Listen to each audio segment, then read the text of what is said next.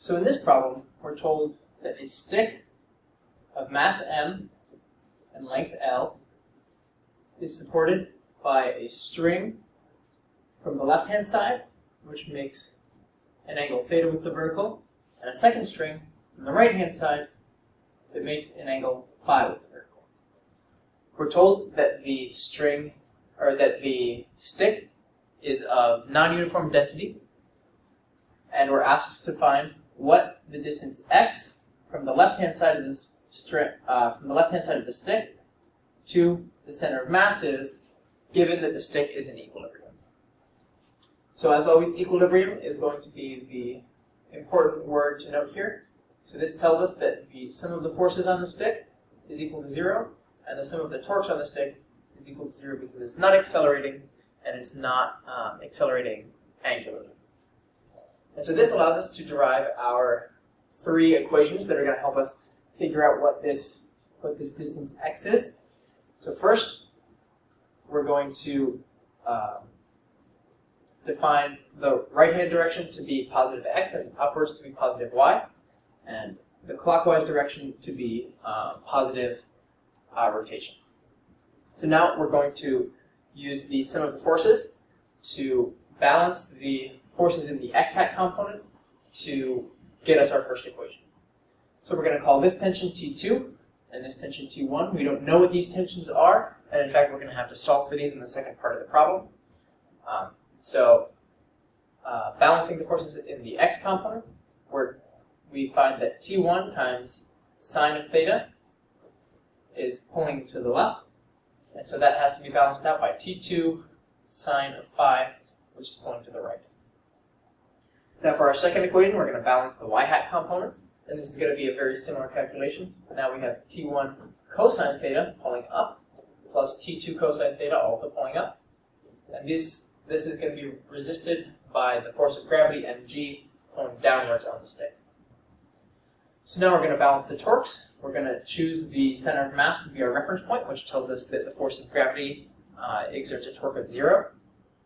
And so our positive torque is going to be T1, and so that's just going to be T1 cosine theta times x, and that's because, remember, that a torque is equivalent to the component of a force that is perpendicular to the direction vector from the point of reference. So since our reference point is the center of mass, the direction vector is horizontal. So the component of T1 that is perpendicular to the horizontal is just T1 cosine theta. And the exact same argument holds for T2. So we get T2 cosine phi, times L minus x. In fact, I actually messed up on the second equation as well. This right here should be cosine phi rather than cosine theta. So now we can use these equations to solve for x.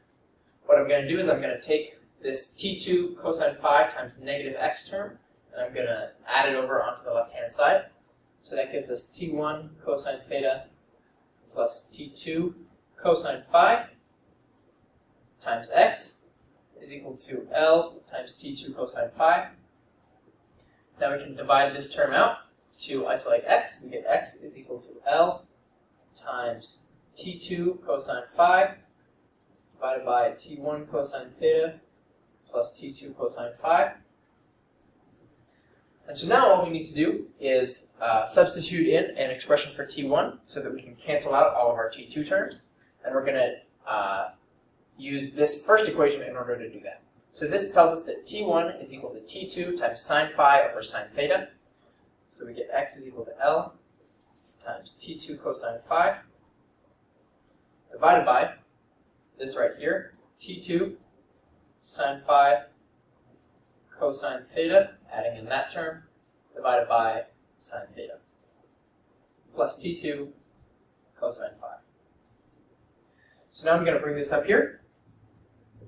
In order to simplify this, I'm going to divide everything by T2 cosine phi over T2 cosine phi. This gives us L times 1 divided by sine phi over cosine phi is just tangent of phi, divided by, here we have tan theta as well. So this is going to be tan phi over tan theta, plus just 1. So now we're just going to rearrange these terms to make it look a little bit prettier. We get x is equal to L times tan theta over tan phi plus tan theta.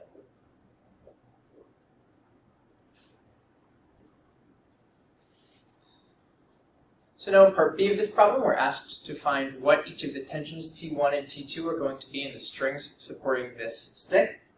And so in order to do that, we're going to use these first two equations. This first one gives us a known value of force in terms of T1 and T2. And this first equation relates T1 and T2 so that we can isolate out a single tension into this second equation.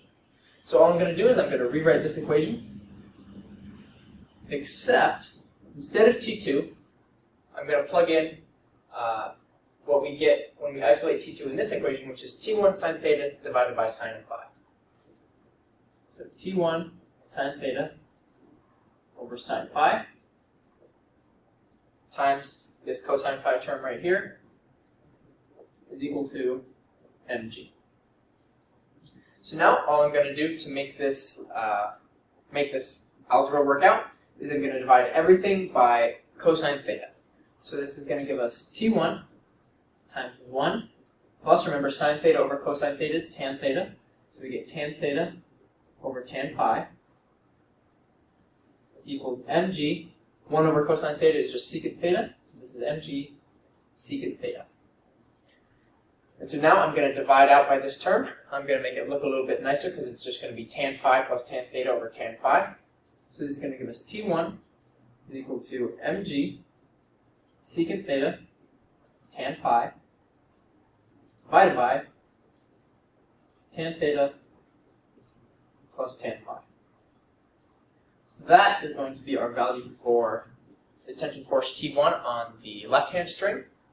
And so now, rather than do all this algebra over again, I'm just going to note that the two tension forces are symmetrical in the sense that these two equations do not depend on x or L at all. So what that means is that the only difference between T1 and T2 is the angle at which they're acting.